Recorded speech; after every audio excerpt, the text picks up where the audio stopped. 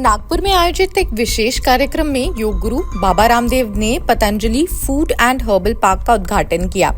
खैर पतंजलि पर अब भी कई रोकथाम है, लेकिन बाबा रामदेव की बयानबाजी पर नहीं। हमने पॉलिटिकल कॉलोनाइजेशन भी देखा, इकोनॉमिक कॉलोनाइजेशन भी देखा और इंटेलेक्चुअल कॉलोनाइजेशन का एक नया दौर दुनिया में चल रहा है। इसी के बीच जब से अमेरिका के राष्ट्रपति ट्रंप का उदय हुआ है, उन्होंने टेररिज्म का एक नया विश्व अंतर्राष्ट्रीय राजनीति और अर्थव्यवस्था को लेकर बेबाक होकर बाबा रामदेव ने अपनी राय आगे रखी है। उन्होंने अमेरिकी राष्ट्रपति डोनाल्ड ट्रंप की टैरिफ पॉलिसी पर कड़ा प्रहार करते हुए इसे टैरिफ टेररिज्म यानी शुल्क आतंकवाद करार दिया है। ऐसा नहीं है कि बाबा रामदेव ट्रंप के निंदक रहे हैं, वो पहले ट्रंप के बारे में कहते थे। सनातन समर्थक, भारत और भारतीयता प्रेमी व्यक्तित्व है।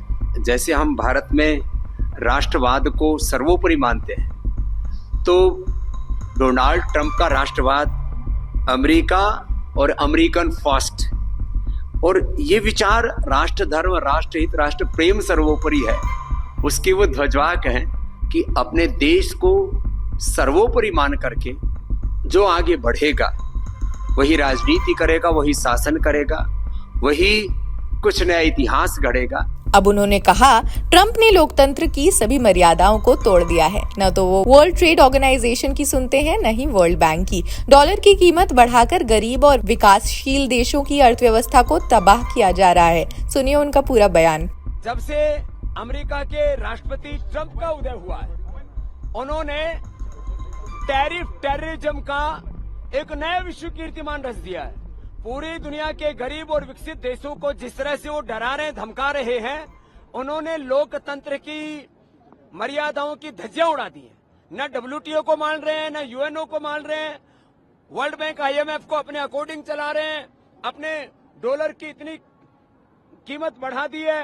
दूसरे जो गरीब और विकासशील देश हैं, उनकी करेंसी की कीमत इतनी घटा दी है। ये एक तरह का आर्थिक आतंकवाद है, ये टैरिफ टेररिज्म है।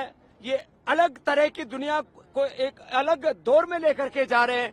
एक तरफ ट्रंप, दूसरी तरफ पुतिन, उधर शी जिनपिंग और किम जोंग का तो कोई भरोसा ही नहीं क्या करेगा।